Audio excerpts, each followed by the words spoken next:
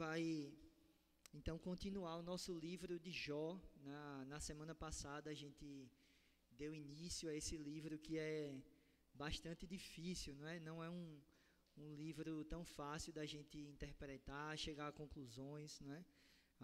Mas hoje a gente vai, então, dar continuidade a ele, tá certo? Então, vamos pedir a condução do Senhor, vamos orar, pedir que o Senhor nos conduza aqui durante esse tempo. Bondoso Deus, como é bom, Senhor, estarmos na Tua presença, como é bom, Pai, sermos chamados pelo Senhor em obediência, Pai. Como é bom no dia que o Senhor separou, no dia que o Senhor estabeleceu, Pai, para que estivéssemos juntos, nós obedecemos ao Teu chamado, Pai. Nós Te louvamos por esse culto, porque nós podemos, por meio de Cristo, Pai, prestar um culto que é agradável ao Senhor, Pai. A gente Te louva por isso e a gente pede, Pai, também a Tua condução aqui nesse momento, Pai.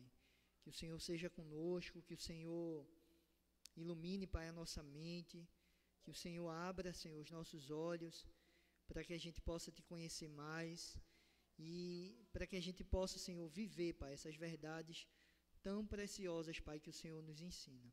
Essa é a nossa oração em nome de Jesus, Pai. Amém. Irmãos, hoje a gente vai dar continuidade, então, aqui ao livro de Jó, não é? E eu queria começar, então, recapitulando aqui alguns pontos principais e fundamentais que a gente pensou no domingo passado, tá bom? Então, no domingo passado, a gente se concentrou aí, basicamente, nesse início ali do livro de Jó, não é? E nós vimos que esse prólogo, né, ou esse início, ele é fundamental para que a gente consiga compreender todo o livro corretamente, não é? Então, algumas verdades aqui que nós vimos na semana passada é que a mensagem de Jó não pode ser compreendida a parte da perspectiva cósmica do prólogo, ou seja, sem o entendimento correto daquela conversa entre o Senhor e Satanás, a gente não consegue compreender a mensagem de Jó corretamente, tá bom? Então, é fundamental essa compreensão inicial para que a gente entenda, então, todo o livro de Jó. Então, tem alguns pontos aqui que são fundamentais em relação a essa conversa inicial. Deixa aí sua Bíblia aberta em Jó. Logo no versículo 8, o Senhor diz assim: perguntou ainda o Senhor a Satanás: observaste o meu servo Jó, porque ninguém há na terra semelhante a ele, homem íntegro e reto e temente a Deus e que se desvia do mal. Então esse aqui é um ponto fundamental. Deus já coloca essa verdade aqui diante de nós, de que Jó é um homem temente a ele, que é reto e que é íntegro, tá? Isso aqui não quer dizer que Jó não pecava ou que Jó não era um pecador, mas quer dizer que era um homem que andava, então, nos caminhos do Senhor. Então, nós temos a acusação aqui de Satanás, que é sobre a integridade desse temor de Jó. O motivo pelo qual, de fato, Jó teme a Deus. Não é se, de fato, ele teme a Deus ou se é porque ele foi cercado de muitas bênçãos. Se ele tem muitas bênçãos, se ele tem uma família e se as coisas estão dando certo para ele. Então, essa é a acusação de Satanás, não é? Então, no verso 9, então respondeu Satanás ao Senhor: porventura Jó debalde teme a Deus? Em outras palavras, Jó teme a Deus a troco de nada, não é? Essa seria a pergunta aí, de uma forma que a gente possa entender melhor. Então, o questionamento dele é justamente esse: Jó teme ao Senhor porque de fato ele ama ao Senhor, ou porque o Senhor tem cercado ele de todos os bens, não é? Então, a gente vê aqui, irmãos, uma verdade também muito preciosa, é que Deus, ele controla todos os acontecimentos da história, incluindo as ações de Satanás, não é? A gente vê essa verdade que nós não estamos aqui pensando em duas forças iguais, mas perceba que o próprio Satanás, então, ele pede para que Deus toque em Jó, não é? Ele ousa dizer: não, eu vou fazer isso com Jó. Ele diz: toca-lhe, não é? Então, o Senhor é que diz: olha, vai lá e tira tudo que ele tem. Então, a gente vê aqui uma relação não é que nós não estamos pensando aqui em dois seres iguais, tá? Mais uma coisa também muito importante que a gente viu é que tanto Jó quanto os amigos de Jó, em nenhum momento eles atribuem aquele sofrimento e aquilo que Jó estava passando a uma ação direta de Satanás, não é? O próprio Jó, ele diz que o Senhor está o punindo, o Senhor está o disciplinando, tá certo? E mais um ponto também importante, lá no versículo 19, quando Jó diz, então, eu sei que o meu Redentor vive e por fim se levantará sobre a terra. Então a palavra ali para Redentor é a mesma usada em Ruth, não é, que seria resgatador, é o mesmo papel então que Boaz assume ali. Jó já não tinha então mais família, ele não tinha quem o resgatasse, e ele mostra então que a sua esperança está somente no Senhor. Então, vamos avançando aqui para o tema de hoje. Primeiro ponto, irmãos, em relação aos amigos de Jó, não é? À medida que a gente vai lendo aqui ali o texto, né, e os amigos eles falam, e Jó fala, e o que vem muitas vezes na nossa mente, não, de fato, o que eles estão falando é verdade, não é?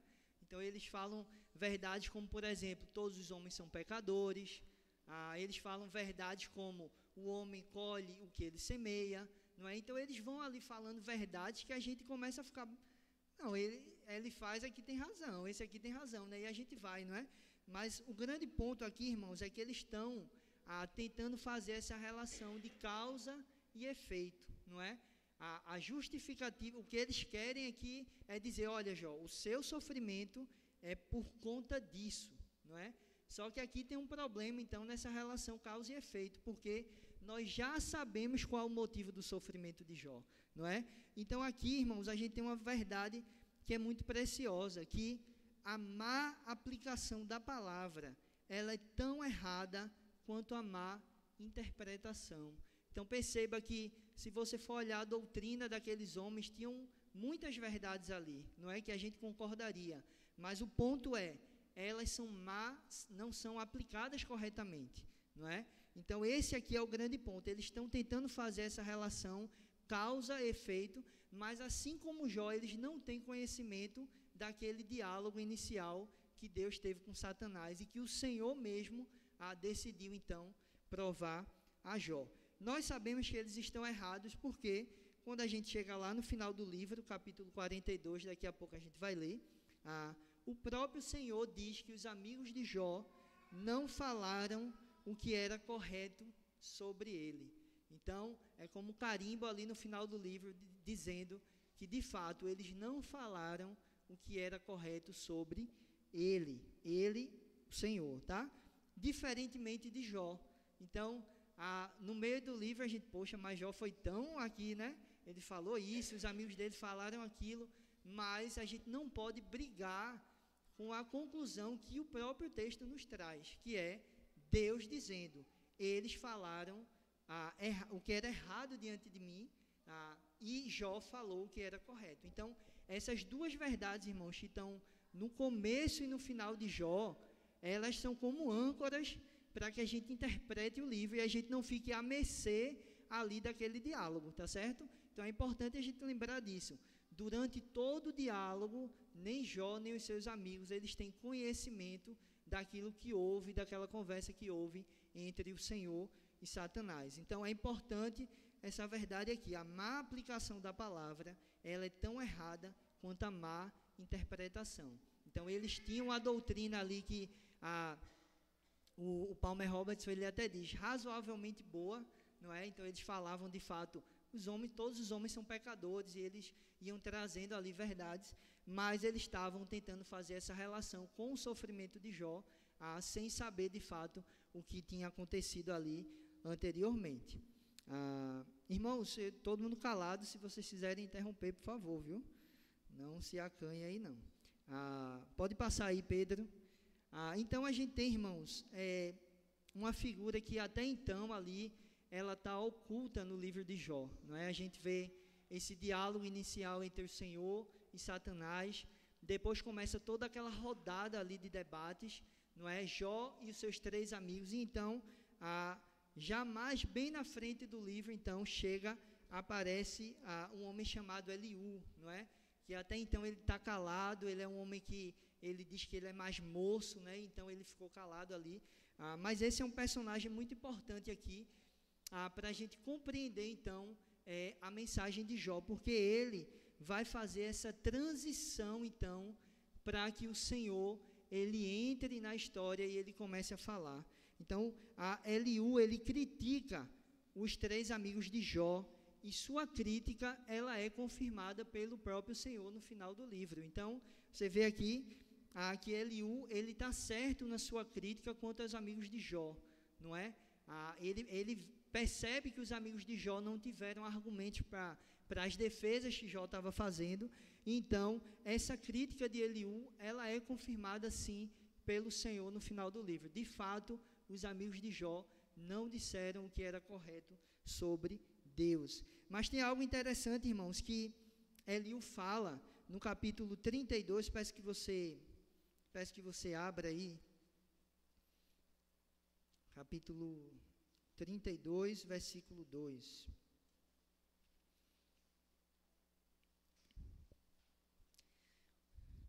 Então se acendeu a ira de Eliú, filho de Baraquel, o Buzita, da família de Rão. Acendeu-se a sua ira contra Jó, porque este pretendia ser mais justo do que Deus. Perceba, essa avaliação aqui de Eliú, ela é também confirmada pelo próprio Senhor, quando a gente chega lá no capítulo 40, versículo 8. Então, avance aí um pouquinho, capítulo 40, versículo 8. Aqui já é então o Senhor falando com Jó.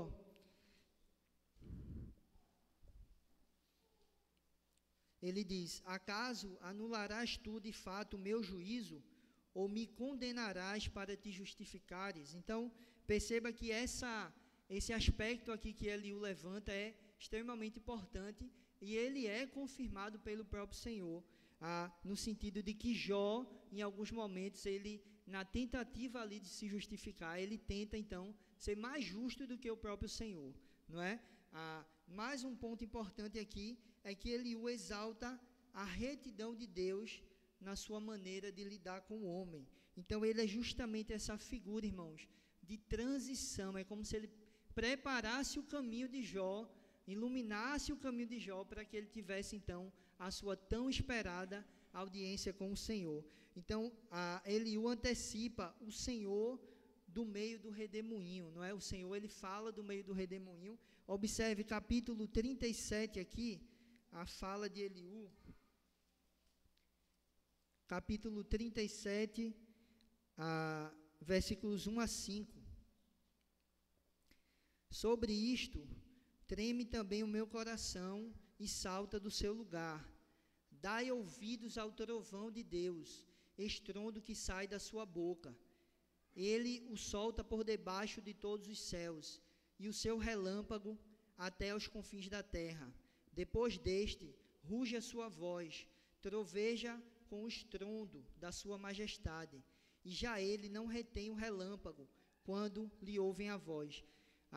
Então perceba aqui que Eliú, ele de certa forma, ele já está antecipando ali a forma como o Senhor ia agir posteriormente no livro, e ele então é uma figura importante, porque ele faz então essa transição.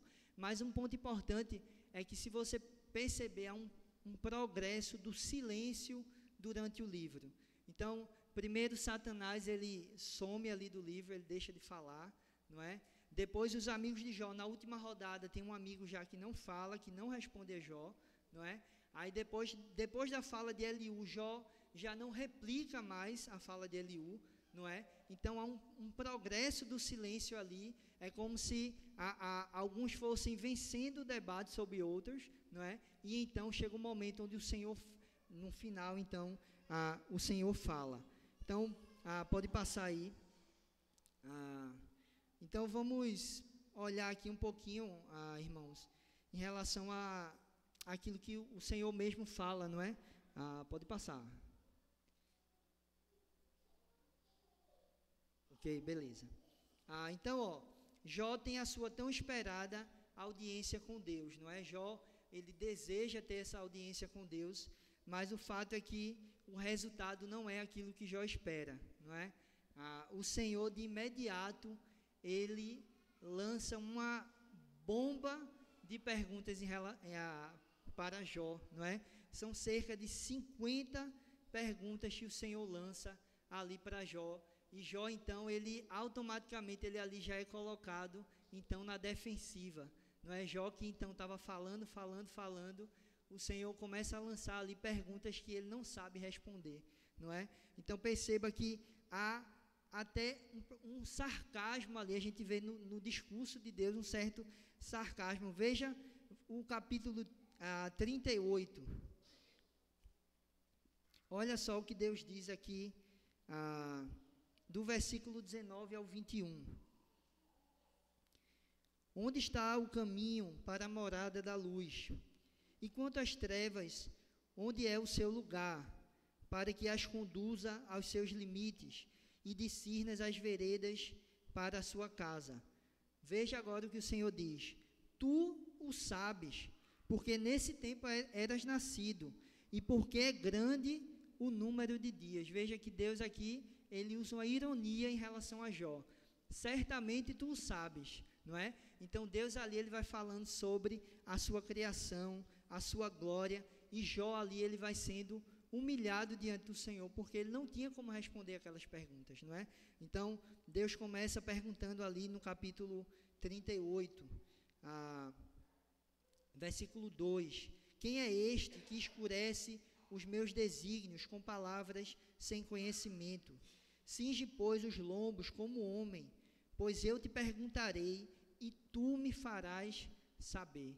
Veja que Deus, ele coloca Jó na posição assim, sabe quando você está acuado no cantinho da parede? É isso que Deus faz aqui, e começa então a lançar perguntas. Mas é importante, irmãos, a gente vê aqui o Senhor, ele se concentra na sua própria glória, como Criador e sustentador do universo. Diferentemente do que a gente, ao ler o livro, espera, e Jó esperava, não é? Que talvez viesse ali uma resposta direta em relação ao seu sofrimento. Deus se concentra na sua glória como Criador e sustentador do universo. Então, pode passar aí. Deus mostra que somente Ele é capaz de humilhar os soberbos. Então, quando o texto avança um pouquinho mais, lá no versículo 41, então, Deus, ele traz duas criaturas, não é? E o que ele está querendo mostrar a Jó aqui é que sequer Jó consegue dominar essas criaturas, que seria o Leviatã e o Bimote. Então, no capítulo 41, versículos 10 e 11, diz assim: eis que a gente se engana em sua esperança. Acaso não será o homem derribado só em vê-lo? Ninguém há tão ousado que se atreva a despertá-lo. Quem é, pois, aquele que pode erguer-se diante de mim? Então, Deus mais uma vez aqui, ele diz a Jó, sequer você pode abater os soberbos, lá no capítulo 40. E então ele traz aqui duas criaturas de forma a humilhar ainda mais Jó, sequer você ousa a despertar essas duas criaturas, não é? E então ele vai descrevendo ali com detalhes esses dois seres ali criados pelo próprio Senhor. Então, irmãos, Jó, ele é colocado no seu lugar de criatura do Senhor, não é? Deus, ele mostra a sua glória, ele mostra que ele é o criador e sustentador do universo, e ele vai ali humilhando Jó, de modo que Jó, ele vai reconhecendo qual é o seu lugar, não é? E aqui cabe uma reflexão para nós, não é? Será que muitas vezes a gente não tenta inverter os papéis com Deus, como se Deus, ele tivesse que nos dar alguma explicação, entende? Muitas vezes a gente tenta colocar Deus numa posição que não é a dele, não é? Nós somos criaturas e ele é o Criador. Então é isso que Deus faz aqui, ele humilha Jó, de modo que Jó, ele vai ali encolhendo, e olha, nem essa criatura aqui que eu criei, você consegue dominar, não é? Deus, ele vai ali mostrando de fato quem Ele é. E é interessante, irmãos, esse modo de agir aqui, porque Deus ele vai lançando uma pergunta atrás da outra, né? São 50 perguntas. Mas quando a gente chega no Evangelho de Marcos, o Senhor Jesus ele faz cerca de 60 perguntas aos seus ouvintes. Veja que a sabedoria do Filho, ela reflete a sabedoria do Pai, não é? Então, esse modo de Deus nos colocar numa situação em que, de fato, a gente reconhece que nós somos criaturas, que nós não temos todo o conhecimento, né? A gente vê Jesus, então, agindo da mesma forma. Somente no Evangelho de Marcos, são mais de 60 perguntas do Senhor Jesus aos seus ouvintes, aquelas pessoas que estavam ali ouvindo a Ele. Então, pode passar aí, Vitor. Eu trouxe essa frase aqui do Derek Kidner, né? Ele tem um livro sobre a sabedoria no Antigo Testamento, não é? Sabedoria para viver, esse livro. E ele faz um comentário aqui que é muito pertinente. Ele diz: somos reduzidos ao nosso tamanho real e tratados não como filósofos, mas como crianças cuja primeira e fundamental percepção da verdade deve ser conhecer a diferença entre o nosso lugar e o de Deus e aceitar o fato. Podemos refletir que se, em vez disso, nos fosse apresentada uma defesa dos caminhos do nosso Criador para a nossa aprovação, isso implicaria que Ele nos deve satisfação e não nós a Ele. Então veja como é interessante, ele diz aqui, se existe ali uma justificativa, isso implicaria que Deus, de fato, Ele tem que dar satisfação a gente, não é? Então, não é isso que a palavra de Deus faz. O que Deus faz é fazer com que a gente reconheça, no caso aqui, que Jó reconheça qual é o seu lugar e qual é o lugar de Deus na história. Então, Deus, ele se concentra ali na sua glória, na sua majestade, todo o seu poder e em toda a sua sabedoria. Então, irmãos, vamos avançar aqui. A gente tem a resposta de Jó, não é? E é importante a gente pensar aqui porque Jó, então, ele mostra o arrependimento, não é? Quando ele fala ali, em dois momentos ali que ele fala, capítulo 40, verso 5, você pode abrir aí. Perceba Jó aqui, que tanto falava durante o livro. Ele, nesse momento, ele desiste de falar, não é? Diante da sabedoria, da grandeza do Senhor. Olha o que ele diz aí, 40, verso 5. Uma vez falei e não replicarei. Aliás, 2 vezes, porém, não prosseguirei. Veja Jó, então, começando a entender, de fato, ali, diante de Deus, qual era o seu lugar. Capítulo 42, versículo 3.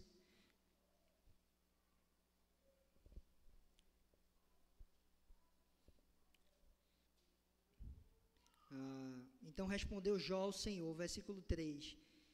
Quem é aquele, como disseste, que sem conhecimento encobre o conselho? Então perceba aqui Jó, ele mudando toda a sua perspectiva em relação a tudo aquilo que ele vinha falando ali do livro, não com uma justificativa de Deus, mas a partir do momento que Deus simplesmente diz quem ele é e a posição que Jó tem diante dele.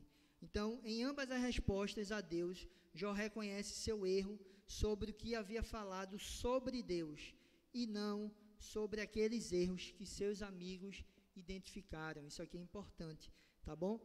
O arrependimento aconselhado pelos 3 amigos de Jó e o arrependimento realmente expresso por Jó são por motivos diferentes, tá certo? Isso aqui é importante a gente ter isso em mente. Como nós sabemos disso?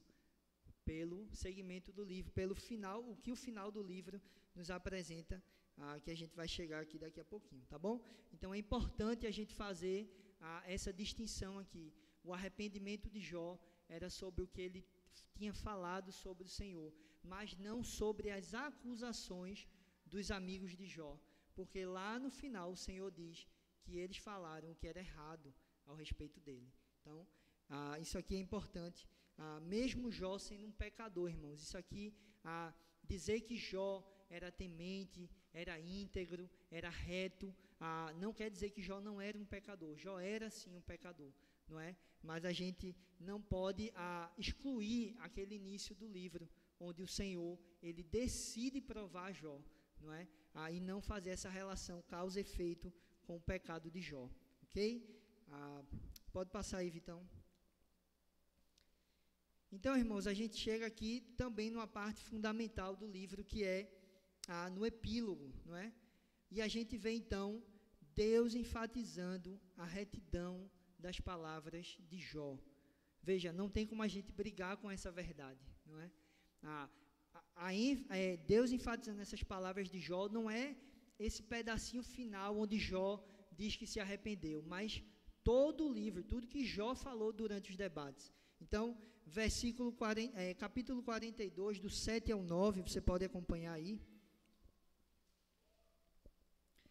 Tendo o Senhor falado estas palavras a Jó, o Senhor disse também a Elifaz, o temanita: a minha ira se acendeu contra ti e contra os teus dois amigos, porque não disseste de mim o que era reto, como o meu servo Jó. Então, mais uma vez aqui, Deus enfatiza essa retidão de Jó, assim como no início do livro. Mas é interessante, irmãos, que nesse ponto aqui da história, Jó, ele age como um sacerdote ali para aqueles homens, não é? Se você voltar lá no capítulo 1, uma pessoa aí pode ler capítulo 1, versículo 5, para a gente recordar esse trecho aqui, que é muito importante.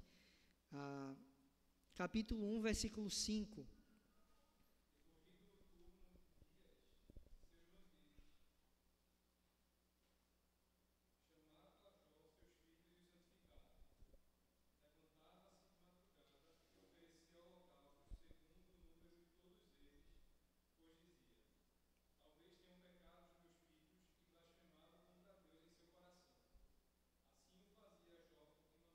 Ok, então a gente vê aqui Jó nessa posição ali com os filhos dele, não é? Então, oferecendo holocaustos ali e orando, intercedendo pelos seus filhos. Aqui, então, quando a gente chega no versículo 8 do capítulo 42, veja o que diz: tomai, pois, 7 novilhos e 7 carneiros, e ide ao meu servo Jó. Veja esse termo aqui, meu servo, né? É um termo que é usado com Abraão, é um termo que Deus ele usa ali continuamente para alguns homens. E oferecerei holocaustos por vós. O meu servo Jó orará por vós, porque dele aceitarei intercessão, para que eu não vos trate segundo a vossa loucura, porque vós não dissestes de mim o que era reto, como o meu servo Jó. Então veja Jó aqui assumindo esse papel ali de sacerdote, intercedendo ali por eles. Então eles vão oferecer esses holocaustos ali, a posição que Jó assume, não é? Então essas duas verdades, irmãos, que estão no início e no final do livro, mesmo que durante a leitura ali, todos os debates, o nosso coração talvez fique balançado.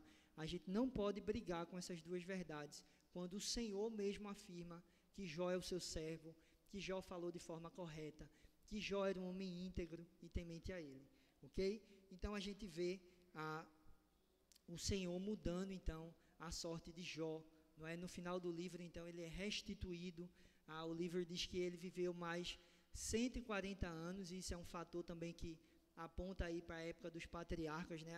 A longevidade de Jó, tá certo? Então Jó age como um sacerdote, suplicando a graça de Deus por meio do sacrifício e intercessão, assim como fazia com sua família, não é? Lá no final. Pode falar. Não, é isso, como fazia lá no início do livro.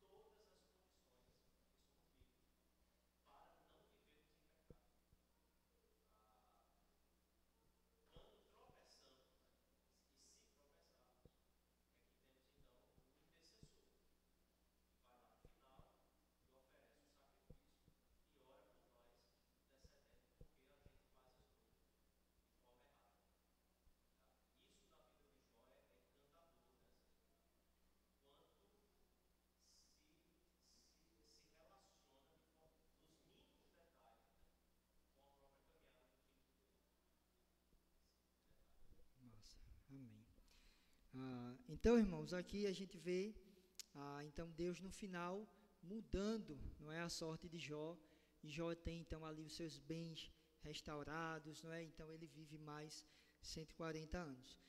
E eu queria, então, irmãos, finalizar essa parte, trazendo algumas aplicações aqui, pensando no livro de Jó como um todo, não é? Primeiro ponto, irmãos, aqui é que tudo que temos e recebemos é graça do Senhor, não é? Quando nós chegamos ali no capítulo 41, versículo 11, Deus diz assim: quem primeiro me deu para que eu haja de retribuir-lhe, pois o que está debaixo de todos os céus é meu. Esse é exatamente o versículo que Paulo vai usar lá em Romanos capítulo 11, quando quem pôs primeiro deu a ele para que ele venha lhe retribuir, não é? Quem foi o seu conselheiro, não é? Então Paulo usa exatamente essa fala aqui do Senhor lá em Romanos capítulo 11, não é? E uma verdade prática aqui, quando a gente pensa nos nossos sofrimentos, não é? Nas situações difíceis de modo geral, que tudo que nós temos e tudo que nós recebemos é graça do Senhor, não é? O Senhor, Ele não nos deve nada, não é? Quem de nós aqui deu alguma coisa a Deus antes para que Ele tenha que nos retribuir, não é? Nós fomos salvos por pura graça e pura misericórdia do Senhor. Então, no meio dos sofrimentos, a gente precisa, irmãos, lembrar dessa verdade. Tudo que já recebemos, tudo que recebemos do Senhor é graça dEle, é misericórdia dEle, não é? E o que cabe a nós é a gente continuar, então, uma vida de obediência. Quem primeiro me deu a mim para que eu haja de retribuir-lhe, tá certo? Então, guarde essa verdade aqui no seu coração. Tudo que recebemos é graça do Senhor. Mais uma aplicação aqui, é que em meio aos sofrimentos, nós crescemos no conhecimento do Senhor. Essa afirmação de Jó aqui, ela é muito importante também. Eu te conhecia só de ouvir, mas agora os meus olhos te veem. Perceba que Deus lá no começo, ele diz que Jó já era um homem temente a ele. Então, Jó já conhecia o Senhor, não é? Mas perceba aqui que Jó, ele alcança um patamar ainda mais elevado de conhecimento do Senhor, não é? Quando a gente passa pelo sofrimento, quando a gente passa pela provação, aquilo que talvez na nossa mente seria somente uma teoria, não é? Aquilo a gente começa, então, a gente passa a experimentar da graça e da bondade de Deus. Então, Jó ali, ele tem uma percepção ainda mais real de quem é o Senhor. Eu te conhecia só de ouvir, mas aqui mais uma figura de linguagem, né? Eu te conhecia só de ouvir, mas agora os meus olhos te veem. Então, pense nisso, no sofrimento, nós alcançamos um conhecimento ainda mais elevado, não é? As provações, por meio delas, o Senhor vai provando a nossa fé, e então a gente vai conhecendo e experimentando ainda mais da graça do Senhor. Pode passar aí, Vitão. Por fim, irmãos, o sofrimento, ele tem um caráter temporal para os que temem a Deus. O estado final de Jó e a sua restauração confirma a sua esperança da ressurreição corporal. Então, lembre-se, lá no capítulo 19, ele diz: eu sei que o meu Redentor vive e por fim se levantará sobre a terra. E ele diz em um momento: em minha carne eu verei a Deus. Então, Jó, ele mostra ali a sua esperança na ressurreição do corpo, não é? Então, esse estado final, ele antecipa justamente essa esperança que Jó tinha de estar com o Senhor. E aqui a gente não pode esquecer, então, do apóstolo Paulo, Romanos capítulo 8, verso 18. Porque para mim eu tenho por certo que os sofrimentos do tempo presente não podem ser comparados com a glória a ser revelada em nós. Então, irmãos, como filhos de Deus, a gente precisa lembrar dessa verdade. Um dia nós estaremos com o Senhor nos novos céus e na nova terra, não é? A gente não pode comparar o sofrimento do tempo presente com a glória que em nós será revelada no dia final. Então, lembre-se disso, o sofrimento tem um caráter temporal para os que temem a Deus. Para os ímpios não, o sofrimento será eterno, não é?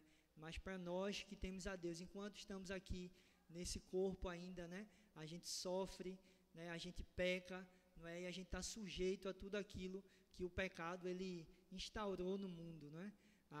Mas a gente tem essa esperança, irmãos, assim como Jó tinha, que um dia o Redentor dele, o resgatador dele ia se levantar, então ele teria tudo restaurado. Então essa, irmãos, deve ser a nossa esperança, não é? Essas 3 aplicações que eu queria que você guardasse. Tudo que nós temos é graça do Senhor. O Senhor, ele não nos deve nada. Segundo lugar, por meio dos sofrimentos, nós atingimos um conhecimento ainda mais elevado de Deus, não é? Eu te conhecia só de ouvir, mas agora os meus olhos te veem. E por fim, então, esse estado final, ele antecipa aquela esperança que Jó tinha de ver ao Senhor, de que o seu resgatador um dia iria se levantar sobre a terra, não é? Então, irmãos, que o Senhor nos abençoe. Esse é um livro particularmente muito difícil, não é? E fazer um panorama você tentar selecionar é uma ginástica aí muito difícil, mas eu espero que isso também tenha despertado você, não é? A conhecer mais o livro, a se debruçar mais, a gastar mais tempo, não é? Nesses livros que são tão preciosos, né? Eclesiastes, Jó, Provérbios, e muitas vezes a gente acaba deixando passar ali tantas coisas que podem ser úteis para a nossa vida, tá certo? Semana que vem, irmãos, então a gente vai finalizar o nosso módulo, tá certo? No mês que vem aí já tem uma escola da vida no gatilho, ainda não vou falar para não dar spoiler, tá certo?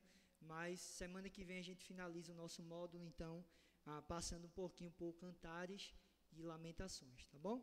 Vamos orar, curve sua cabeça mais uma vez.